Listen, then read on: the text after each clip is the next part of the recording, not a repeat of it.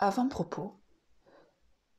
Monsieur Thiers, dans le sein de la commission sur l'instruction primaire de 1849, disait « Je veux rendre toute puissante l'influence du clergé parce que je compte sur lui pour propager cette bonne philosophie qui apprend à l'homme qu'il est ici-bas pour souffrir et non cette autre philosophie qui dit au contraire à l'homme « jouis ». Monsieur Thiers formulait la morale de la classe bourgeoise dont il incarna l'égoïsme féroce et l'intelligence étroite. La bourgeoisie, alors qu'elle luttait contre la noblesse, soutenue par le clergé, arbora le libre examen et l'athéisme. Mais, triomphante, elle changea de ton et d'allure, et, aujourd'hui, elle entend étayer de la religion sa suprématie économique et politique. Au XVe et XVIe siècle, elle avait allègrement repris la tradition païenne et glorifié la chair et ses passions, réprouvées par le christianisme. De nos jours, gorgée de biens et de jouissances, elle renie les enseignements de ses penseurs, les Rabelais, les Diderot, et prêche l'abstinence aux salariés. La morale capitaliste, piteuse parodie de la morale chrétienne, frappe d'anathème la chair du travailleur. Elle prend pour idéal de réduire le producteur au plus petit minimum de besoins, de supprimer ses joies et ses passions, et de le condamner au rôle de machine délivrant du travail, sans trêve ni merci. Les socialistes révolutionnaires ont à recommencer le combat qu'ont combattu les philosophes et les pamphlétaires de la bourgeoisie. Ils ont à monter à l'assaut de la morale et des théories sociales du capitalisme. Ils ont à démolir, dans les têtes de la classe appelée à l'action, les préjugés semés par la classe régnante. Ils ont à proclamer, à la face des cafards de toutes les morales, que la terre cessera d'être la vallée de larmes du travailleur, que, dans la société communiste de l'avenir que nous fonderons, pacifiquement si possible, sinon violemment, les passions des hommes auront la bride sur le cou car, toutes sont bonnes de leur nature, nous n'avons rien à éviter que leurs mauvais usages et leurs excès. Et ils ne seront évités que par leur mutuel contrebalancement, que par le développement harmonique de l'organisme humain. Car, dit le docteur Bedeau, ce n'est que lorsqu'une race atteint son maximum de développement physique qu'elle atteint son plus haut point d'énergie et de vigueur morale. Telle était aussi l'opinion du grand naturaliste Charles Darwin. La réfutation du droit au travail, que je réédite avec quelques notes additionnelles, parut dans L'Égalité, hebdomadaire de 1880, deuxième série. Signé Paul Lafargue, prison de Sainte-Pélagie, 1883. 1. Un dogme désastreux. Paraissons en toutes choses, hormis en aimant et en buvant, hormis en paraissant. Citation de Lessing. Une étrange folie possède les classes ouvrières des nations où règne la civilisation capitaliste. Cette folie traîne à sa suite des misères individuelles et sociales qui, depuis des siècles, torturent la triste humanité. Cette folie est l'amour du travail, la passion moribonde du travail, poussée jusqu'à l'épuisement des forces vitales de l'individu et de sa progéniture. Au lieu de réagir contre cette aberration mentale, les prêtres, les économistes, les moralistes ont sacro-sanctifié le travail. Hommes aveugles et bornés, ils ont voulu être plus sages que leur Dieu. Hommes faibles et méprisables, ils ont voulu réhabiliter ce que leur Dieu avait maudit. Moi, qui me professe d'être chrétien, économe et moral, j'en appelle de leur jugement à celui de leur Dieu. Des prédications de leur morale religieuse, économique, libres penseurs aux épouvantables conséquences du travail dans la société capitaliste. Dans la société capitaliste, le travail est la cause de toute dégénérescence intellectuelle, de toute déformation organique. Comparez le pur sang des écuries de Rothschild, servies par une valetaille de Biman, à la lourde brute des fermes normandes, qui labourent la terre, chariotent le fumier, engrangent la moisson. Regardez le noble sauvage que les missionnaires du commerce et les commerçants de la religion n'ont pas encore corrompu avec le christianisme, la syphilis et le dogme du travail, et regardez ensuite nos misérables servants de machines. Quand, dans notre Europe civilisée, on veut retrouver une trace de beauté native de l'homme, il faut l'aller chercher chez les nations où les préjugés économiques n'ont pas encore déraciné la haine du travail. L'Espagne, qui, hélas, dégénère, peut encore se vanter de posséder moins de fabriques que nous de prisons et de casernes. Mais l'artiste se réjouit en admirant le hardi andalou, brun comme des castagnes, droit et flexible comme une tige d'acier, et le cœur de l'homme tressaille en entendant le mendiant, superbement drapé dans sa capa trouée, traité d'amigo des ducs d'Ossuna. Pour l'Espagnol, chez qui l'animal primitif n'est pas atrophié, le travail est le pire des esclavages. Les Grecs de la grande époque n'avaient aussi que du mépris pour le travail. Aux esclaves seuls, il était permis de travailler. L'homme libre ne connaissait que les exercices corporels et les jeux de l'intelligence. C'était aussi le temps où l'on marchait et respirait dans un peuple d'Aristote, de Phidias, d'Aristophane. C'était le temps où une poignée de bras avait écrasé à Marathon les hordes de l'Asie qu'Alexandre allait bientôt conquérir. Les philosophes de l'Antiquité enseignaient le mépris du travail, cette dégradation de l'homme libre. Les poètes chantaient la paresse, ce présent des dieux. O melibae, deus nobis haec otia fecit. Traduction. Ô Mélibée, un dieu nous a donné cette oisiveté. Tiré des bucoliques de Virgile. Christ, dans son discours sur la montagne, prêcha la paresse. Contemplez la croissance des lys des champs. Il ne travaille ni ne file. Et cependant, je vous le dis, Salomon, dans toute sa gloire, n'a pas été plus brillamment vêtu. Jéhovah, le dieu barbu et rébarbatif, donna à ses adorateurs le suprême exemple de la paresse idéale. Après 6 jours de travail, il se reposa pour l'éternité. Par contre, quelles sont les races pour qui le travail est une nécessité organique? Les Auvergnats, les Écossais, ces Auvergnats des îles britanniques, les Gallegos, ces Auvergnats de l'Espagne, les Poméraniens, ces Auvergnats de l'Allemagne, les Chinois, ces Auvergnats de l'Asie. Dans notre société, quelles sont les classes qui aiment le travail pour le travail?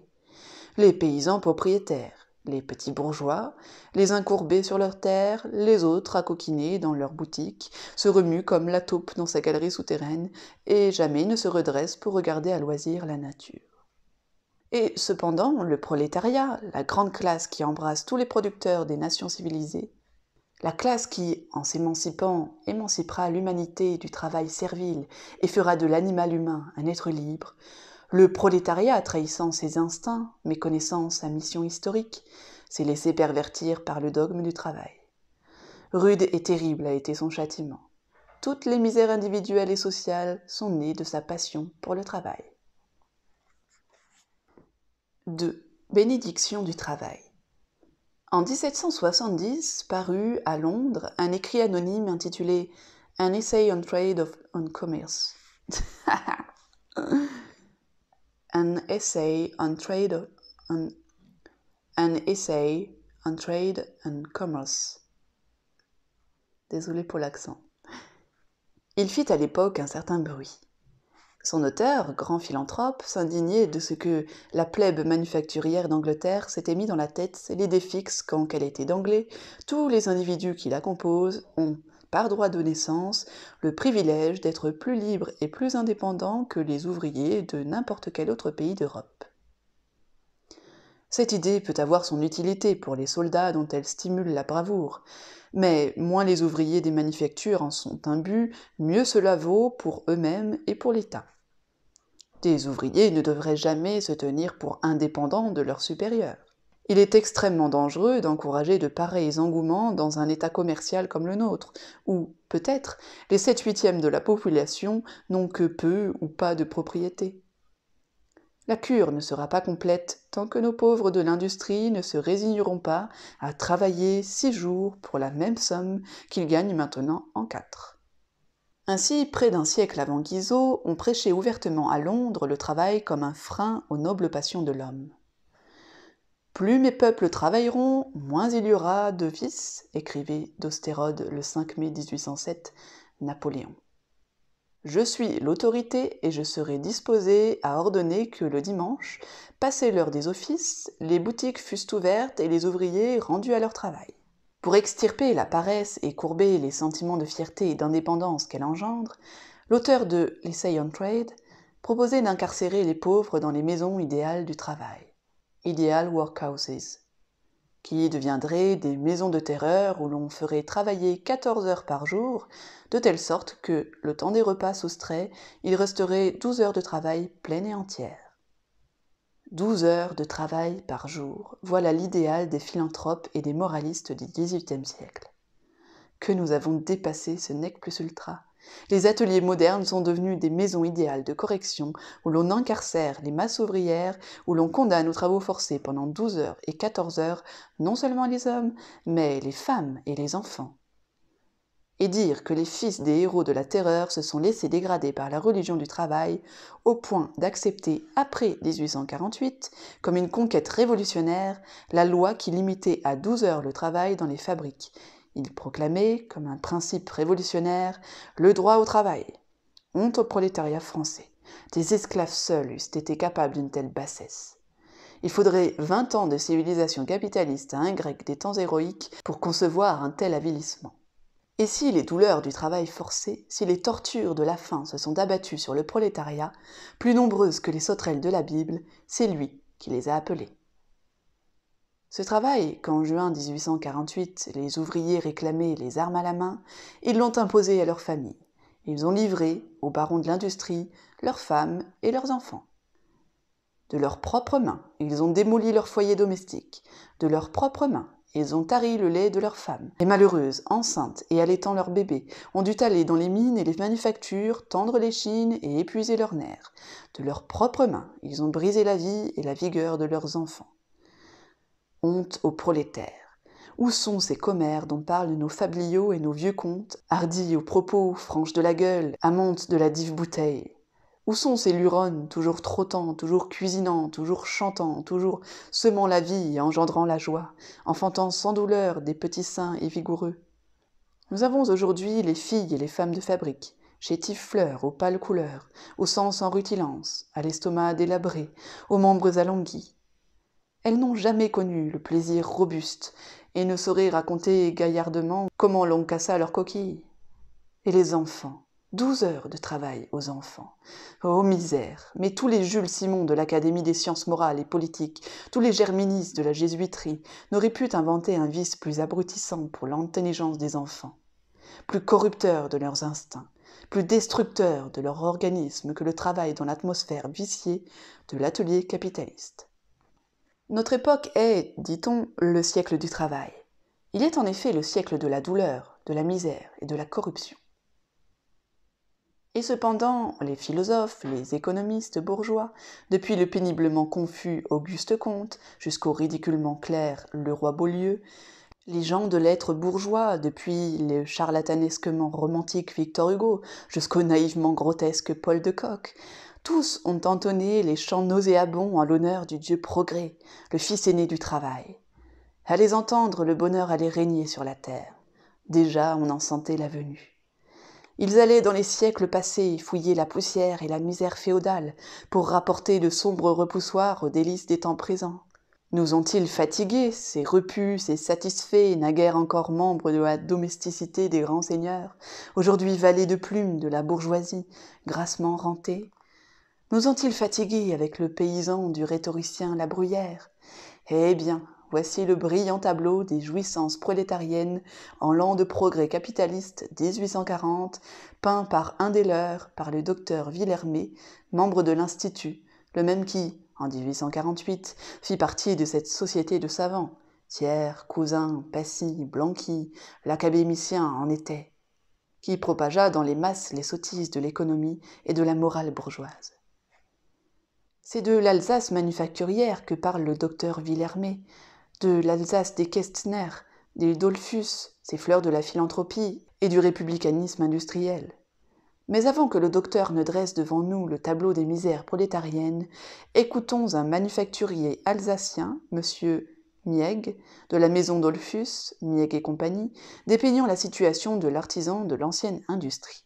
À Mulhouse, il y a 50 ans, en 1813, alors que la moderne industrie mécanique naissait, les ouvriers étaient tous enfants du sol, habitant la ville et les villages environnants, et possédant presque tous une maison et souvent un petit champ. C'était l'âge d'or du travailleur. Mais alors, l'industrie alsacienne n'inondait pas le monde de ses cotonnades et n'emmillionnait pas ses Dollfuss et ses Koechlin. Mais 25 ans après, quand Villermé visita l'Alsace, le Minotaure moderne, l'atelier capitaliste, avait conquis le pays. Dans sa boulimie de travail humain, il avait arraché les ouvriers de leur foyer pour mieux les tordre et pour mieux exprimer le travail qu'ils contenaient. C'était par milliers que les ouvriers accouraient au sifflement de la machine. Un grand nombre, dit Villermé, 5 000 sur 17 000, étaient contraints, par la cherté des loyers, à se loger dans les villages voisins. Quelques-uns habitaient à 2 lieues et quart de la manufacture où ils travaillaient. À Mulhouse, à Dornac, le travail commençait à 5 heures du matin et finissait à 5 heures du soir, été comme hiver. Il faut les voir arriver chaque matin en ville et partir chaque soir. Il y a parmi eux une multitude de femmes pâles, maigres, marchant pieds nus au milieu de la boue et qui, à défaut de parapluie, portent, renversés sur la tête, lorsqu'il pleut ou qu'il neige, leur tablier ou jupon de dessus pour se préserver la figure et le cou, et un nombre plus considérable de jeunes enfants non moins sales, non moins hâves, couverts de haillons, tout gras de l'huile des métiers qui tombe sur eux pendant qu'ils travaillent. Ces derniers, mieux préservés de la pluie par l'imperméabilité de leurs vêtements, n'ont même pas au bras, comme les femmes dont on vient de parler, un panier où sont les provisions de la journée, mais ils portent à la main, ou cachent sous leur veste, ou comme ils peuvent, le morceau de pain qui doit les nourrir jusqu'à l'heure de leur rentrée à la maison. Ainsi, à la fatigue d'une journée démesurément longue, puisqu'elle a au moins 15 heures, vient se joindre pour ces malheureux celle des allées et venues si fréquentes, si pénibles. Il résulte que le soir, ils arrivent chez eux, accablés par le besoin de dormir, et que le lendemain, ils sortent avant d'être complètement reposés pour se trouver à l'atelier à l'heure de l'ouverture. Voici maintenant les bouges où s'entassaient ceux qui logeaient en ville. J'ai vu à Mulhouse, à Dornac et dans les maisons voisines, de ces misérables logements où 2 familles couchaient chacune dans un coin, sur la paille jetée sur le carreau et retenue par 2 planches.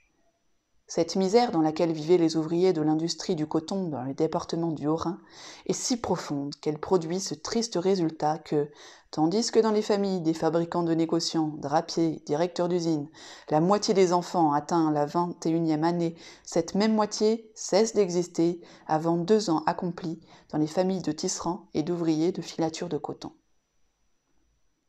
Parlant du travail de l'atelier, Villermé ajoute « Ce n'est pas là un travail, une tâche, c'est une torture, et on l'inflige à des enfants de 6 à 8 ans.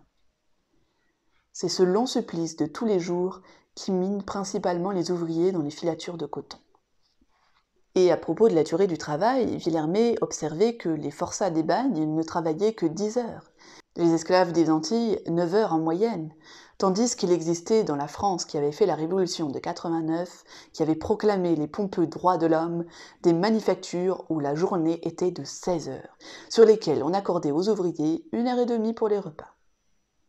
Ô misérable avortement des principes révolutionnaires de la bourgeoisie, ô lugubre présent de son Dieu progrès, les philanthropes acclament bienfaiteurs de l'humanité ceux qui, pour s'enrichir en fainéantant, donnent du travail aux pauvres. Mieux vaudrait semer la peste, empoisonner les sources, que d'ériger une fabrique au milieu d'une population rustique. Introduisez le travail de fabrique et adieu joie, santé et liberté, adieu tout ce qui fait la vie belle et digne d'être vécue. Et les économistes s'en vont répétant aux ouvriers « Travaillez pour augmenter la fortune sociale ». Et cependant un économiste, Destu de Tracy, leur répond « Les nations pauvres, c'est là où le peuple est à son aise. Les nations riches, c'est là où il est ordinairement pauvre. » Et son disciple Cherbulier de continuer « Les travailleurs eux-mêmes, en coopérant à l'accumulation des capitaux productifs, contribuent à l'événement qui, tôt ou tard, doit les priver d'une partie de leur salaire. » Mais, assourdis et idiotisés par leurs propres hurlements, les économistes de répondre « Travaillez, travaillez toujours pour créer votre bien-être. » Et au nom de la mansuétude chrétienne, un prêtre de l'église anglicane, le révérend Townshend, psalmodie « Travaillez, travaillez nuit et jour, en travaillant vous faites croître votre misère, et votre misère nous dispense de vous imposer le travail par la force de la loi. » L'imposition légale du travail donne trop de peine, exige trop de violence et fait trop de bruit. La faim, au contraire, est non seulement une pression paisible, silencieuse, incessante, mais comme le mobile le plus naturel du travail et de l'industrie, elle provoque aussi les efforts les plus puissants. Travaillez, travaillez, prolétaires, pour agrandir la fortune sociale et vos misères individuelles. Travaillez, travaillez pour que, devenant plus pauvres, vous ayez plus de raisons de travailler et d'être misérables. Telle est la loi inexorable de la production capitaliste. Parce que, prêtant l'oreille aux fallacieuses paroles des économistes, les prolétaires se sont livrés, corps et âme, au vice du travail, ils précipitent la société tout entière dans ces crises industrielles de surproduction qui convulsent l'organisme social.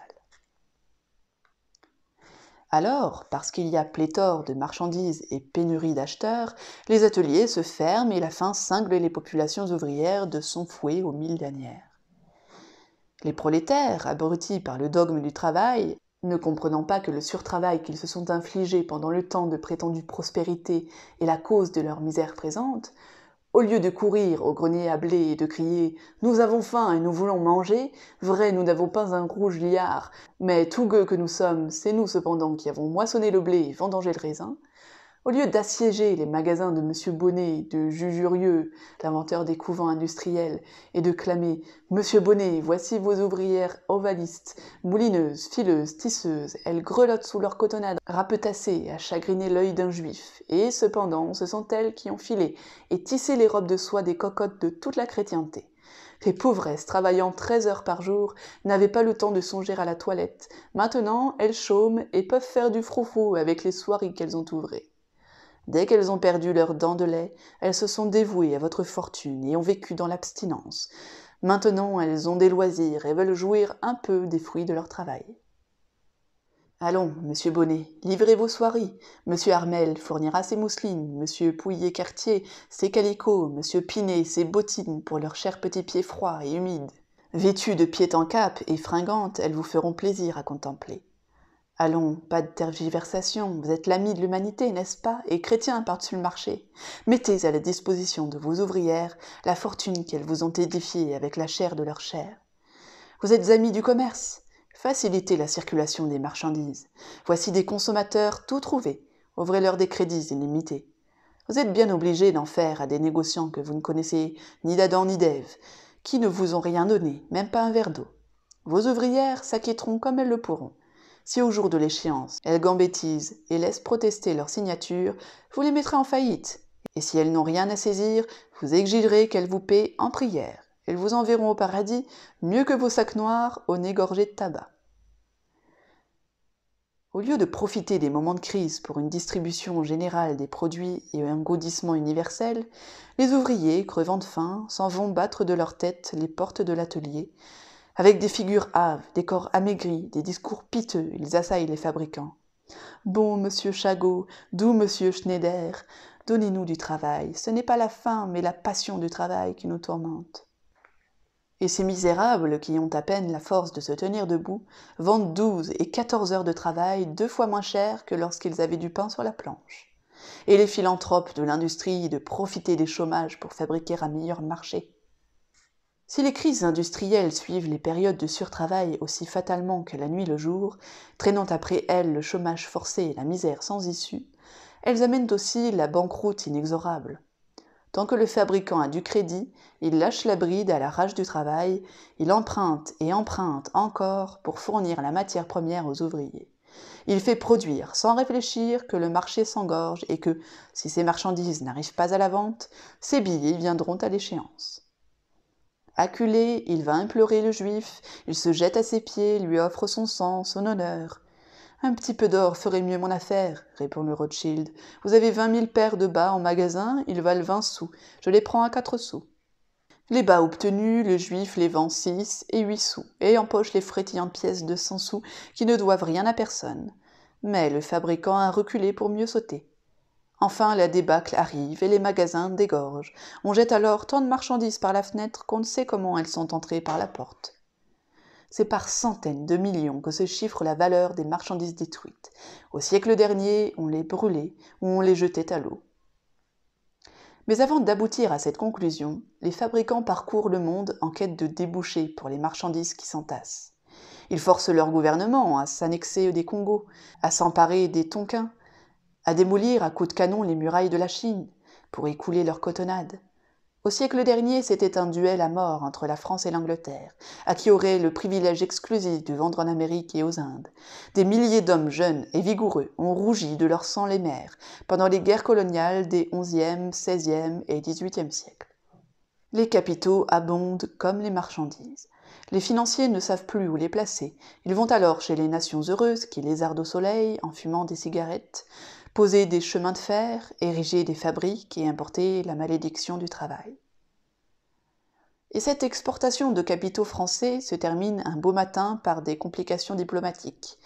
En Égypte, la France, l'Angleterre et l'Allemagne étaient sur le point de se prendre aux cheveux pour savoir quels usuriers seraient payés les premiers. Par des guerres du Mexique où l'on envoie les soldats français faire le métier d'huissier pour recouvrer de mauvaises dettes. Ces misères individuelles et sociales, pour grandes et innombrables qu'elles soient, pour éternelles qu'elles paraissent, s'évanouiront comme les hyènes et les chacals à l'approche du lion, quand le prolétariat dira « je le veux ». Mais pour qu'il parvienne à la conscience de sa force, il faut que le prolétariat foule aux pieds les préjugés de la morale chrétienne, économique, libre-penseuse. Il faut qu'il retourne à ses instincts naturels, qu'il proclame les droits de la paresse, 1000 et 1000 fois plus nobles et plus sacrés que les phtisiques droits de l'homme, concoctés par les avocats métaphysiciens de la révolution bourgeoise. Qu'il se contraigne à ne travailler que 3 heures par jour, à fainéanter et bombancer le reste de la journée et de la nuit. Jusqu'ici, ma tâche a été facile, je n'avais qu'à décrire des mots réels bien connus de nous tous, hélas. Mais convaincre le prolétariat que la parole qu'on lui a inoculée est perverse, que le travail effréné auquel il s'est livré dès le commencement du siècle est le plus terrible fléau qui ait jamais frappé l'humanité, que le travail ne deviendra un condiment de plaisir, de la paresse, un exercice bienfaisant à l'organisme humain, une passion utile à l'organisme social, que lorsqu'il sera sagement réglementé et limité à un maximum de 3 heures par jour, est une tâche ardue, au-dessus de mes forces. Seuls des physiologistes, des hygiénistes, des économistes communistes pourraient l'entreprendre. Dans les pages qui vont suivre, je me bornerai à démontrer qu'étant donné les moyens de production modernes et leur puissance reproductive illimitée, il faut mater la passion extravagante des ouvriers pour le travail et les obliger à consommer les marchandises qu'ils produisent. 3. Ce qui suit la surproduction. Un poète grec du temps de Cicéron, Antipatros, chantait ainsi l'invention du moulin à eau pour la mouture du grain. Il allait émanciper les femmes esclaves et ramener l'âge d'or. Épargnez le bras qui fait tourner la meule, ô meunière, et dormez paisiblement. Que le coq vous avertisse en vain qu'il fait jour. Dao a imposé aux nymphes le travail des esclaves, et les voilà qui sautillent allègrement sur la route, et voilà que l'essieu ébranlé roule avec ses raies, faisant tourner la pesante pierre roulante. Vivons de la vie de nos pères, et, oisifs, réjouissons-nous des dons que la déesse accorde. Hélas, les loisirs que le poète païen annonçait ne sont pas venus. La passion aveugle, perverse et homicide du travail transforme la machine libératrice en instrument d'asservissement des hommes libres. Sa productivité les appauvrit. Une bonne ouvrière ne fait avec le fuseau que 5 mailles à la minute. Certains métiers circulaires à tricoter en font 30 000 dans le même temps. Chaque minute à la machine équivaut donc à 100 heures de travail de l'ouvrière. Ou bien chaque minute de travail de la machine délivre à l'ouvrière 10 jours de repos. Ce qui est vrai pour l'industrie du tricotage est plus ou moins vrai pour toutes les industries renouvelées par la mécanique moderne. Mais que voyons-nous ? À mesure que la machine se perfectionne et abat le travail de l'homme avec une rapidité et une précision sans cesse croissantes, l'ouvrier, au lieu de prolonger son repos d'autant, redouble d'ardeur, comme s'il voulait rivaliser avec la machine. Oh, concurrence absurde et meurtrière! Pour que la concurrence de l'homme et de la machine prît libre carrière, les prolétaires ont aboli les sages lois qui limitaient le travail des artisans des antiques corporations. Ils ont supprimé les jours fériés. Parce que les producteurs d'alors ne travaillaient que 5 jours sur 7, croient-ils donc, ainsi que le racontent les économistes menteurs, qu'ils ne vivaient que d'air et d'eau fraîche? Allons donc, ils avaient des loisirs pour goûter les joies de la terre, pour faire l'amour et rigoler, pour banqueter joyeusement en l'honneur du réjouissant dieu de la fainéantise. L'amoureuse Angleterre, encagotée dans le protestantisme, se nommait alors la joyeuse Angleterre, Merry England. Rabelais, Quevedo, Cervantes, les auteurs inconnus des romans picaresques, nous font venir l'eau à la bouche avec leur peinture de ces monumentales ripailles, dont on se régalait alors entre 2 batailles et 2 dévastations, et dans lesquelles tout allait par écuelles. Jordaens et l'école flamande les ont écrites sur leurs toiles réjouissantes. Sublimes estomacs gargantuesques, qu'êtes-vous devenus? Sublime cerveau qui encercliez toute la pensée humaine, qu'êtes-vous devenus? Nous sommes bien amoindris et bien dégénérés. La vache enragée, la pomme de terre, le vin fuchiné, le Schweppes prussien, savamment combiné avec le travail forcé, ont débilité nos corps et rapetissé nos esprits. Et c'est alors que l'homme rétrécit son estomac et que la machine élargit sa productivité. C'est alors que les économistes nous prêchent la théorie malthusienne, la religion de l'abstinence et le dogme du travail. Mais il faudrait leur arracher la langue et la jeter aux chiens. Parce que la classe ouvrière, avec sa bonne foi simpliste, s'est laissée endoctriner, parce que, avec son impétuosité native, elle s'est précipitée en aveugle dans le travail et l'abstinence, la classe capitaliste s'est trouvée condamnée à la paresse et à la jouissance forcée, à l'improductivité et à la surconsommation. Mais si le surtravail de l'ouvrier meurtrit sa chair et tenaille ses nerfs, il est aussi fécond en douleur pour le bourgeois. L'abstinence à laquelle se condamne la classe productive oblige les bourgeois à se consacrer à la surconsommation des produits qu'elle manufacture désordonnément. Au début de la production capitaliste, il y a 1 ou 2 siècles de cela, le bourgeois était un homme rangé, de mœurs raisonnables et paisibles. Il se contentait de sa femme, ou à peu près, il ne buvait qu'à sa soif et ne mangeait qu'à sa faim. Il laissait aux courtisans et aux courtisanes les nobles vertus de la vie débauchée. Aujourd'hui, il n'est fils de parvenu qui ne se croit tenu de développer la prostitution et de mercurialiser son corps pour donner un but au labeur que s'imposent les ouvriers des mines de mercure.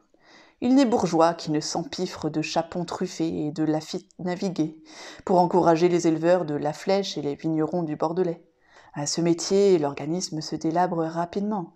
Les cheveux tombent, les dents se déchaussent, le tronc se déforme, le ventre s'entripaille, la respiration s'embarrasse, les mouvements s'alourdissent, les articulations s'ankylosent, les phalanges se nouent. D'autres, trop malingres pour supporter les fatigues de la débauche, mais dotés de la bosse du prud'homisme, dessèchent leur cervelle comme les garniers de l'économie politique, les acolas de la philosophie juridique, à élucubrer de gros livres soporifiques pour occuper les loisirs des compositeurs et des imprimeurs. Les femmes du monde vivent une vie de martyr. Pour essayer et faire valoir les toilettes féeriques que les couturières se tuent à bâtir, du soir au matin, elles font la navette d'une robe dans une autre. Pendant des heures, elles livrent leur tête creuse aux artistes capillaires qui, à tout prix, veulent assouvir leur passion pour l'échafaudage de Fauchignon. Sanglées dans leurs corsets, à l'étroit dans leurs bottines, décolletées à faire rougir un sapeur, elles tournoient des nuits entières dans leur bal de charité afin de ramasser quelques sous pour le pauvre monde. Saintes âmes!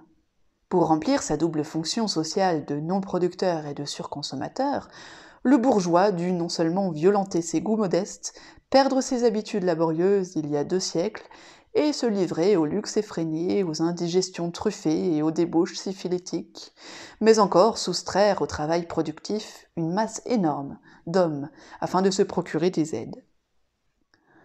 Voici quelques chiffres qui prouvent combien colossale est cette déperdition de force productive. D'après le recensement de 1861, la population de l'Angleterre et du Pays de Galles comprenait 20 066 224 personnes, dont 9 776 259 du sexe masculin et 10 289 965 du sexe féminin.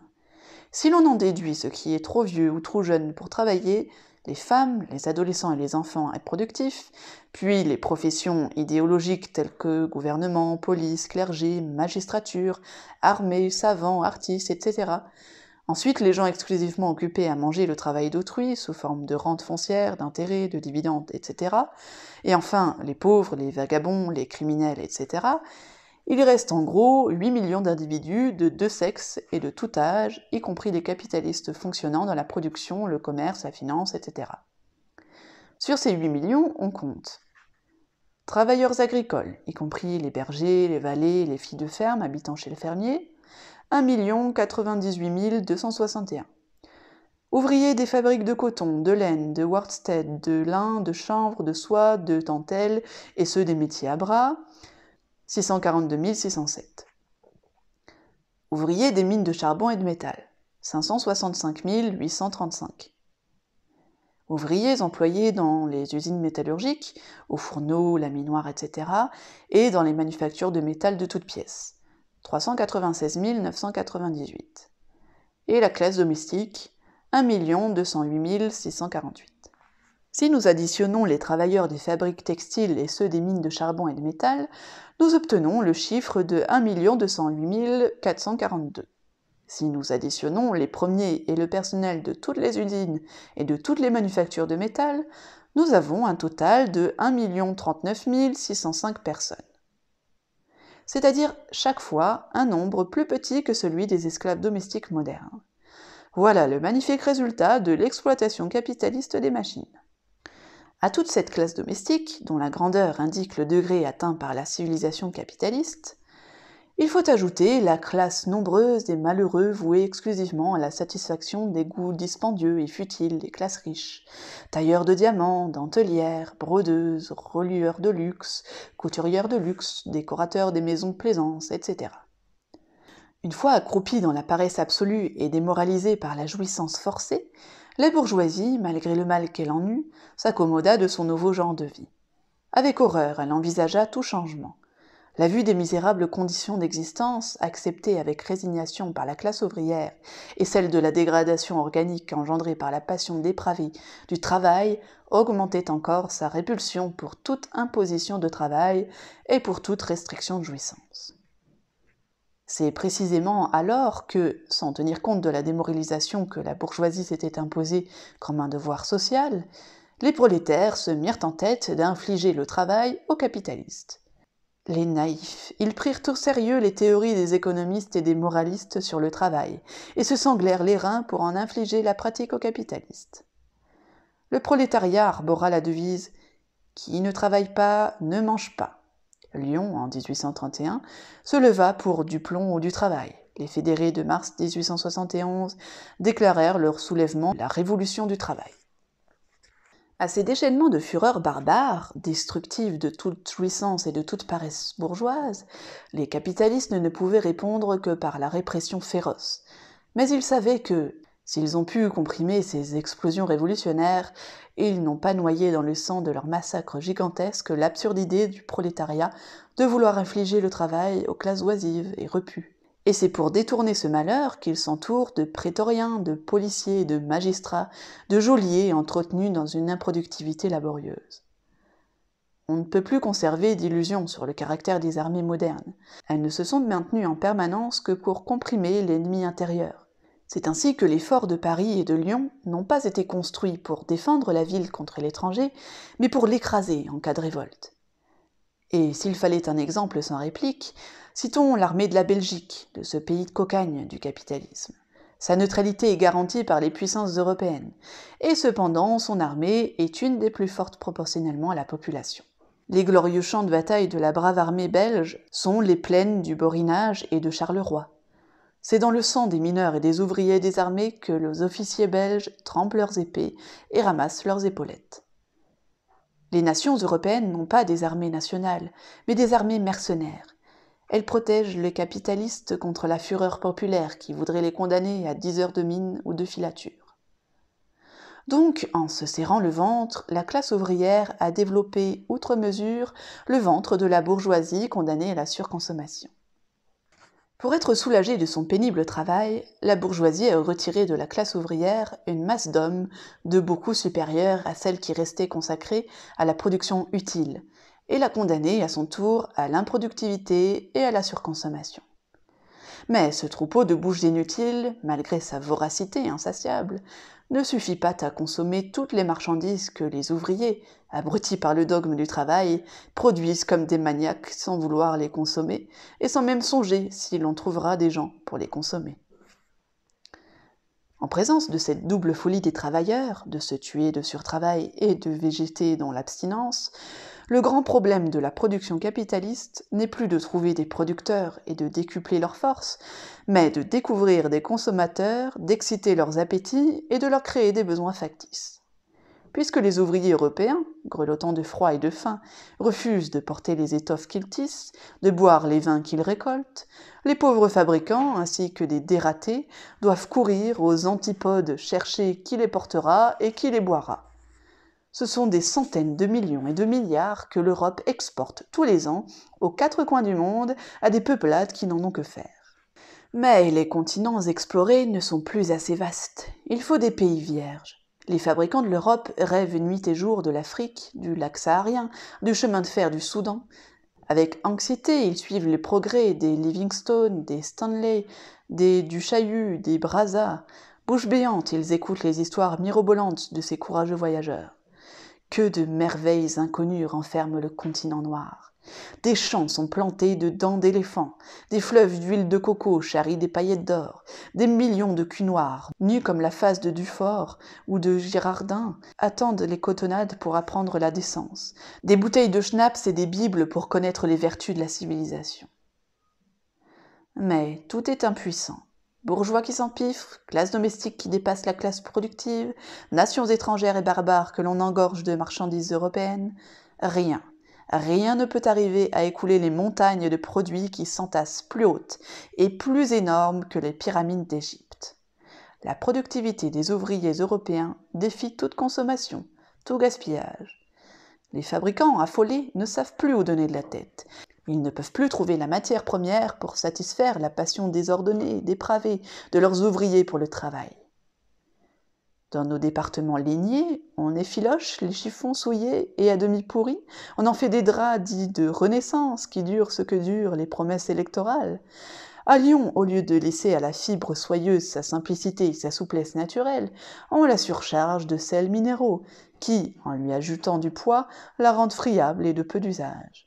Tous nos produits sont adultérés pour en faciliter l'écoulement et en abréger l'existence.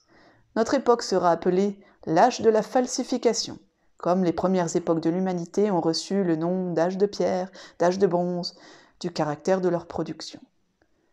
Des ignorants accusent de fraude nos pieux industriels, tandis qu'en réalité, la pensée qui les anime est de fournir du travail aux ouvriers qui ne peuvent se résigner à vivre les bras croisés.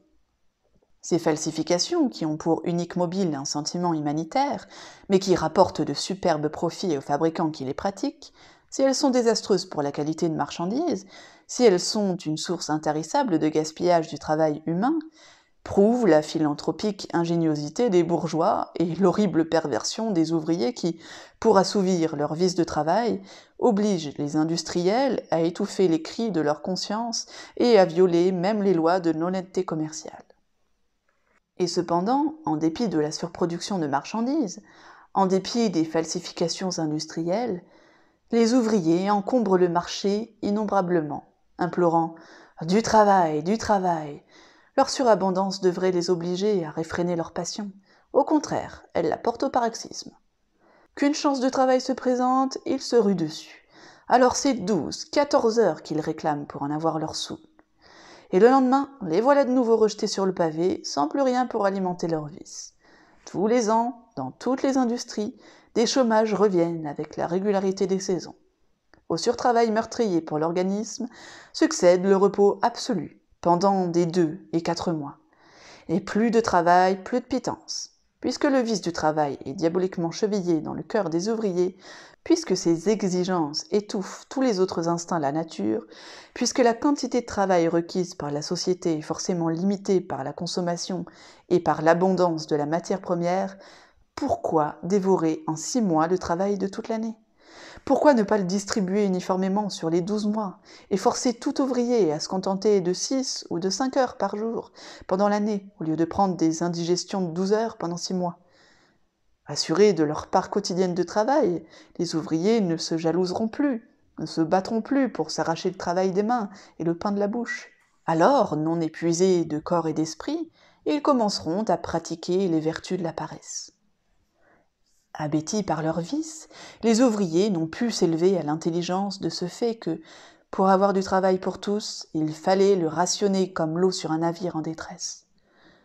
Cependant, les industriels, au nom de l'exploitation capitaliste, ont depuis longtemps demandé une limitation légale de la journée de travail.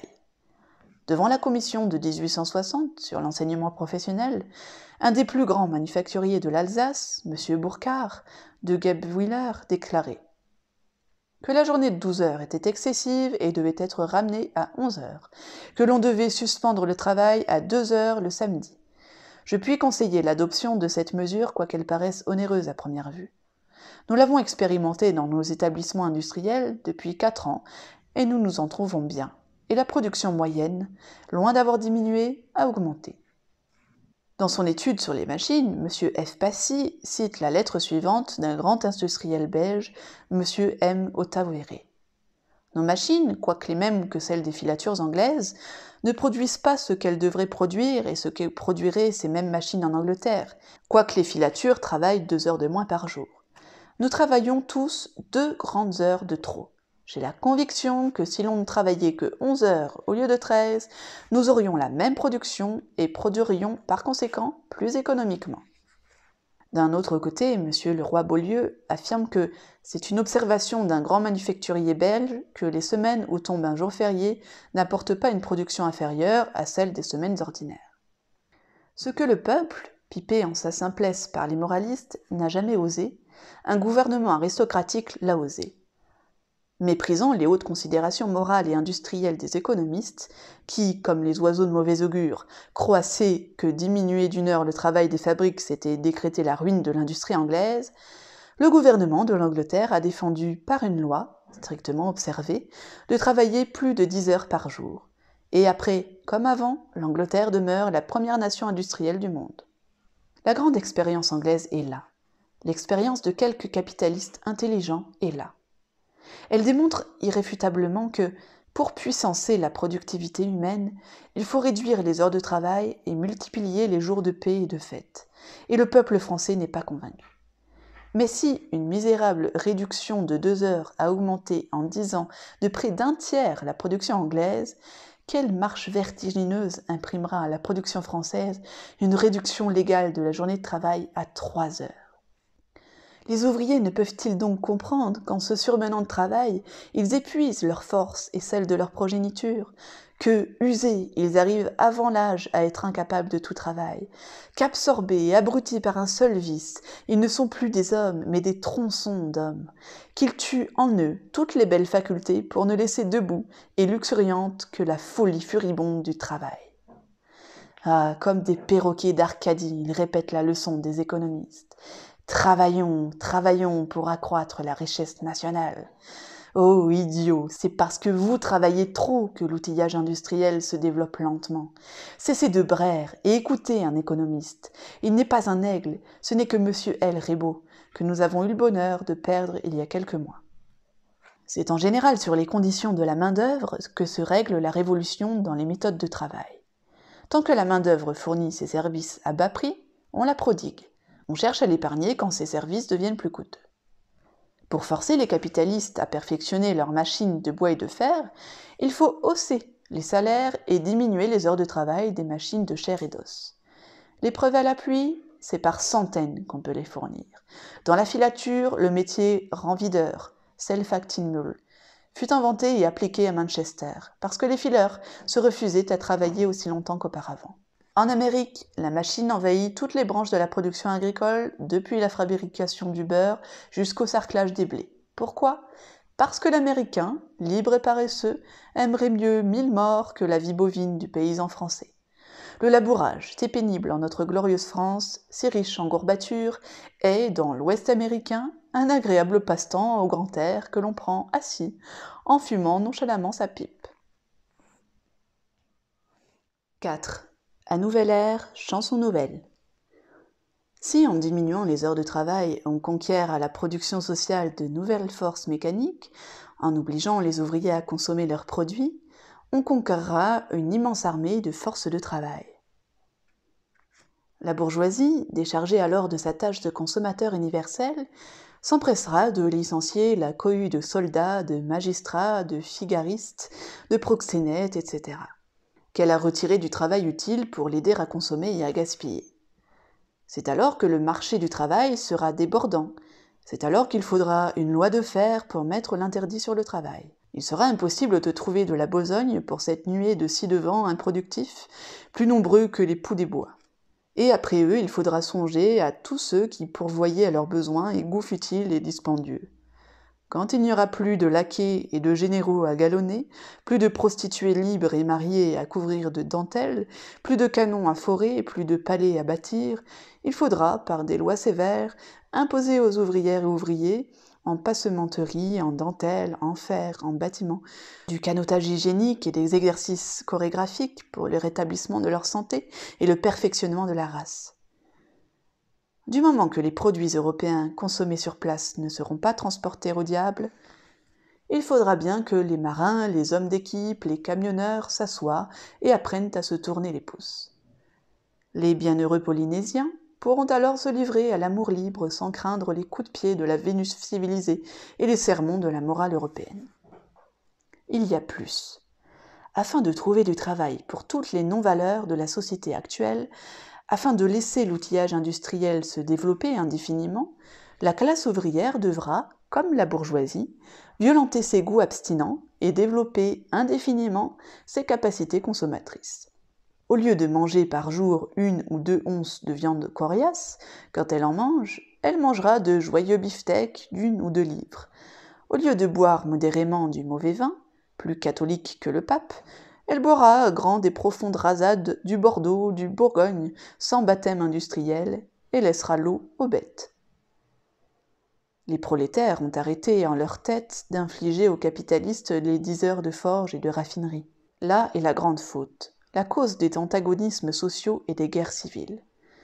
Défendre et non imposer le travail, il le faudra. Les Rothschild, les Say seront admis à faire la preuve d'avoir été, leur vie durant, de parfaits vauriens. Et s'ils jurent vouloir continuer à vivre en parfaits vauriens, malgré l'entraînement général pour le travail, ils seront mis en carte et, à leur mairie respective, et recevront tous les matins une pièce de 20 francs pour leur menu plaisir. Les discordes sociales s'évanouiront. Les rentiers, les capitalistes, tous les premiers, se rallieront au Parti populaire une fois convaincus que, loin de leur vouloir du mal, on veut au contraire les débarrasser du travail de surconsommation et de gaspillage dont ils ont été accablés dès leur naissance. Quant aux bourgeois incapables de prouver leur titre de vaurien, on les laissera suivre leurs instincts. Il existe suffisamment de métiers dégoûtants pour les caser. Dufort nettoiera les latrines publiques, Gallifet chourinera les cochons galeux et les chevaux forcineux, les membres de la commission des grâces envoyés à Poissy marqueraient les bœufs et les moutons à abattre, les sénateurs attachés aux pompes funèbres joueraient les croque-morts. Pour d'autres, on trouverait des métiers à portée de leur intelligence. Lorgeril, Broglie boucheraient les bouteilles de champagne, mais on les musellerait pour les empêcher de s'enivrer. Ferry, Frénissé, Tirard détruiraient les punaises et les vermines des ministères et autres auberges publiques. Il faudra cependant mettre les deniers publics hors de la portée des bourgeois, de peur des habitudes acquises. Mais, dure et longue vengeance, on tirera des moralistes qui ont perverti l'humaine nature, des cajots, des cafards, des hypocrites et autres telles sectes de gens qui se sont déguisés pour tromper le monde. Car, donnant entendre aux populaires communs qu'ils se sont occupés, sinon à contemplation et dévotion, en jeûne et macération de la sensualité, sinon vraiment pour sustenter et alimenter la petite fragilité de leur humanité. Au contraire, font chier. Dieu sait quel. Et curios simulant set bacchanalia vivunt. Traduction. Ils simulent des corius et vivent comme au bacchanal. Vous le pouvez lire en grosses lettres et en lumineur de leur rouge museau au ventre poulaine, sinon qu'ils se parfument de souffle. Au jour des grandes réjouissances populaires, où, au lieu d'avaler de la poussière comme au 15 août et au 14 juillet du bourgeoisisme, les communistes et les collectivistes feront aller les flacons, trotter les jambons et voler les gobelets, les membres de l'Académie des sciences morales et politiques, les prêtres à longue et courte robe de l'Église économique, catholiques, protestantes, juives, positivistes et libres penseuses, les propagateurs du malthusianisme et de la morale chrétienne, altruiste, indépendante et soumise, vêtus de jaune, tiendront la chandelle à s'en brûler les doigts, et vivront en famine auprès des femmes galloises et des tables chargées de viande, de fruits et de fleurs, et mourront de soif auprès des tonneaux débondés. 4 fois l'an, au changement de saison, ainsi que les chiens des rémouleurs, on les enfermera dans les grandes roues et pendant 10 heures, on les condamnera à moudre du vent. Les avocats et les légistes subiront la même peine. En régime de paresse, pour tuer le temps qui nous tue seconde par seconde, il y aura des spectacles et des représentations théâtrales toujours et toujours. C'est de l'ouvrage tout trouvé pour nos bourgeois législateurs. On les organisera par bandes, courant les foires et les villages, donnant des représentations législatives. Les généraux, en bandes à l'écuyère, la poitrine chamarrée d'aiguillettes, de crachats, de croix de la Légion d'honneur, iront par les rues et les places racolant les bonnes gens. Gambetta et Cassagnac, son compère, feront le boniment de la porte. Cassagnac, en grand costume de matamor, roulant des yeux, tordant la moustache, crachant de l'étoupe enflammée, menacera tout le monde du pistolet de son père et s'abîmera dans un trou dès qu'on lui montrera le portrait de l'huilier. Gambetta discourra sur la politique étrangère, sur la petite Grèce qui l'endoctorise et mettrait l'Europe en feu pour filouter la Turquie. Sur la Grande Russie qui le stultifie avec la compote qu'elle promet de faire avec la Prusse et qui souhaite à l'est de l'Europe plaies et bosses pour faire sa pelote à l'est et étrangler le nihilisme à l'intérieur. Sur M. de Bismarck, qui a été assez bon pour lui permettre de se prononcer sur l'amnistie. Puis, dénudant sa large bedaine peinte aux 3 couleurs, il battra dessus le rappel, énumérera les délicieuses petites bêtes, les ortolans, les truffes, les vers de Margot et d'Iquem qu'il y a engloutonnés pour encourager l'agriculture et tenir en liesse les électeurs de Belleville. Dans la Taraque, on débutera par la farce électorale. Devant les électeurs, et tête de bois et oreilles d'âne, les candidats bourgeois, vêtus en paillasse, danseront la danse des libertés politiques, se torchant la face et la postface avec leurs programmes électoraux aux multiples promesses, et parlant avec des larmes dans les yeux des misères du peuple et avec du cuivre dans la voix des gloires de la France. Et les têtes des électeurs de brèrent en chœur et solidement « I-an, I-an ». Puis commencera la grande pièce, le vol des biens de la nation. La France capitaliste, énorme femelle, velue de la face et chauve du crâne, avachie, aux chairs flasques, bouffie, blafarde, aux yeux éteints, ensommeillée et bâillant, s'allonge sur un canapé de velours. À ses pieds, le capitalisme industriel, gigantesque organisme de fer à masque simiesque, dévore mécaniquement les hommes, les femmes, des enfants, dont les cris lugubres et déchirants emplissent l'air. La banque à museau de fouine, accordienne et main de harpie, lui dérobe prestement les pièces de 100 sous de la poche. Des hordes de misérables prolétaires décharnés, en haillons, escortés de gendarmes, le sabre au clair, chassés par des furies, les cinglants avec les fouets de la faim, apportent au pied de la France capitaliste des monceaux de marchandises, des barriques de vin, des sacs d'or et de blé. Langlois, sa culotte d'une main, le testament de Proudhon de l'autre, le livre du budget entre les dents, se campe à la tête des défenseurs des biens de la nation et monte la garde. Les fardeaux déposés, à coups de crosse et de baïonnettes, ils font chasser les ouvriers et ouvrent la porte aux industriels, aux commerçants et aux banquiers. Pêle-mêle, ils se précipitent sur le tas, avalant des cotonnades, des sacs de blé, des lingots d'or, vidant des barriques, n'en pouvant plus, sales, dégoûtants, ils s'affaissent dans leurs ordures et leurs vomissements. Alors, le tonnerre éclate, la terre s'ébranle et s'entr'ouvre, la fatalité historique surgit. De son pied de fer, elle écrase les têtes de ceux qui hoquettent, titubent, tombent et ne peuvent plus fuir, et de sa large main, elle renverse la France capitaliste, ahurie et suante de peur. Si, déracinant de son cœur le vice qui la domine et avilit sa nature, la classe ouvrière se levait dans sa force terrible, non pour réclamer les droits de l'homme, qui ne sont que les droits de l'exploitation capitaliste, non pour réclamer le droit au travail, qui n'est que le droit à la misère, mais pour forger une loi d'airain, défendant à tout homme de travailler plus de 3 heures par jour, la terre, la vieille terre, frémissant d'allégresse, sentirait bondir en elle un nouvel univers. Mais comment demander à un prolétariat corrompu par la morale capitaliste une résolution virile ? Comme le Christ, la dolente personnification de l'esclavage antique, les hommes, les femmes, les enfants du prolétariat gravissent péniblement depuis un siècle le dur calvaire de la douleur. Depuis un siècle, le travail forcé brise leurs os, meurtrit leur chair, tenaille leurs nerfs. Depuis un siècle, la faim tord leurs entrailles et hallucine leur cerveau. Ô paresse, prends pitié de notre longue misère. Ô paresse, mère des arts et des nobles vertus, sois le baume des angoisses humaines. Appendice. Nos moralistes sont gens bien modestes. S'ils ont inventé le dogme du travail, ils doutent de son efficacité pour tranquilliser l'âme, réjouir l'esprit et entretenir le bon fonctionnement des reins et autres organes. Ils veulent en expérimenter l'usage sur le populaire, in anima vili, avant de le tourner contre les capitalistes dont ils ont mission d'excuser et d'autoriser les vices.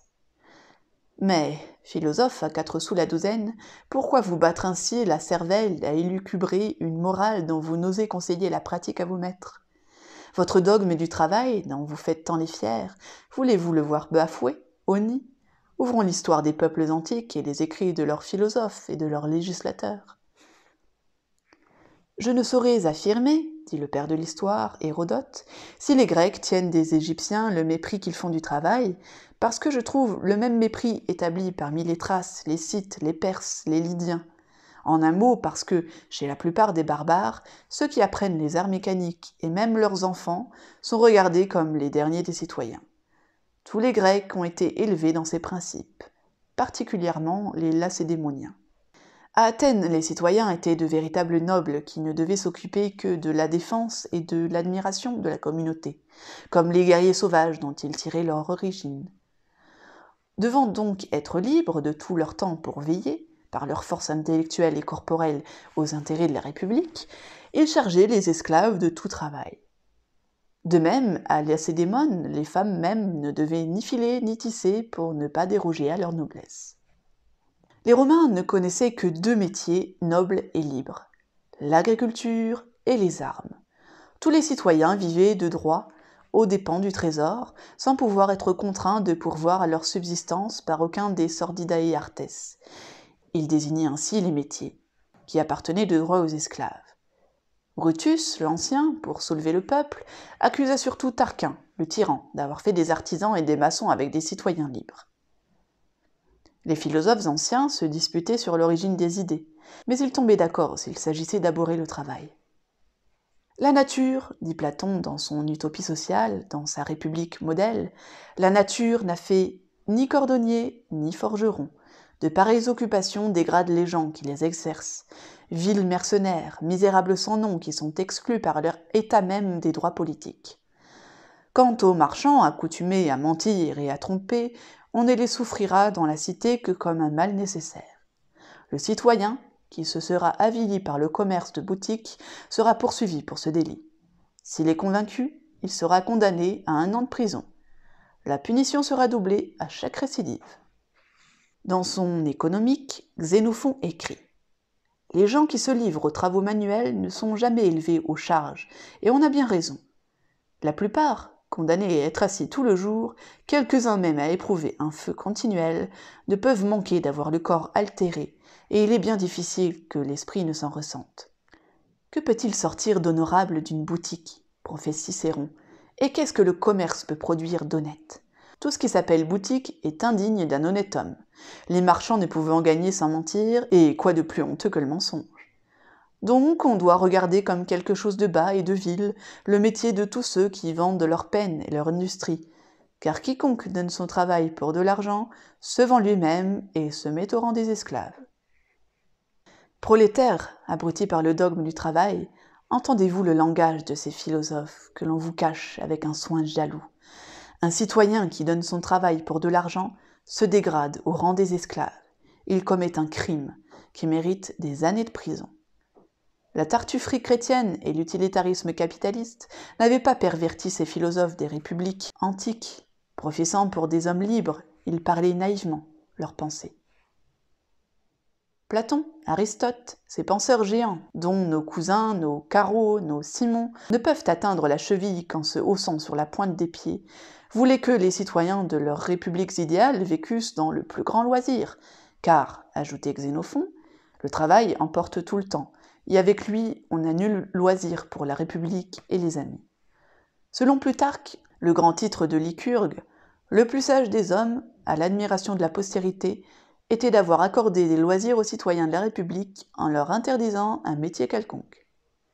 Mais, répondront les Bastiat, Dupanloup, Beaulieu et compagnie de la morale chrétienne et capitaliste, ces penseurs, ces philosophes préconisaient l'esclavage.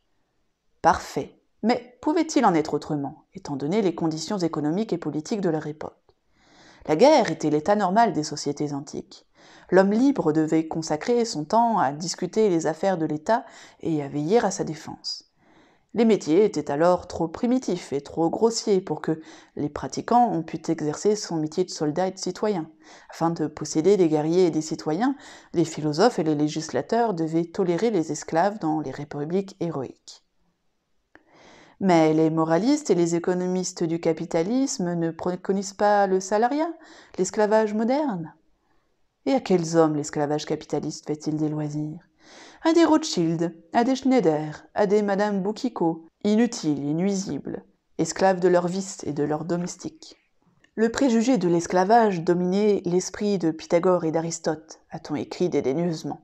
Et cependant, Aristote prévoyait que si chaque outil pouvait exécuter sans sommation, ou bien de lui-même, sa fonction propre, comme les chefs-d'œuvre de Dédale se mouvaient d'eux-mêmes, ou comme les trépieds de Vulcain se mettaient spontanément à leur travail sacré, si, par exemple, les navettes de tisserand tissaient d'elles-mêmes, le chef d'atelier n'aurait plus besoin d'aide, ni le maître d'esclaves.